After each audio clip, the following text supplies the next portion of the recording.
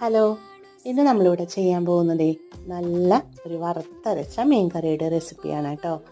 ഒരു ചീഞ്ചട്ടി വെച്ച് അതിലേക്ക് കുറച്ച് വെളിച്ചെണ്ണ വെച്ച് കുറച്ച് ചെറിയ ഉള്ളിയും നാളികേരവും കറിവേപ്പിലയും ഇട്ട് നന്നായി അത് മൊരിയിച്ചെടുക്കുക. അതിനുശേഷം അതിലേക്ക് കുറച്ച് മല്ലിപ്പൊടിയും മുളക് പൊടിയും ചേർത്ത് നന്നായി വറുത്തെടുത്തതിന് ശേഷം അത് നന്നായി മിക്സിയിൽ നമ്മൾ അടിച്ചെടുക്കണം. അതിനുശേഷം ഒരു ചീഞ്ചട്ടി വെച്ച് അതിലേക്ക് കുറച്ച് വെളിച്ചെണ്ണ ഒഴിച്ച് ഇഞ്ചി, പച്ചമുളക്, തക്കാളി എന്നിവ നന്നായി വഴറ്റിയെടുക്കുക.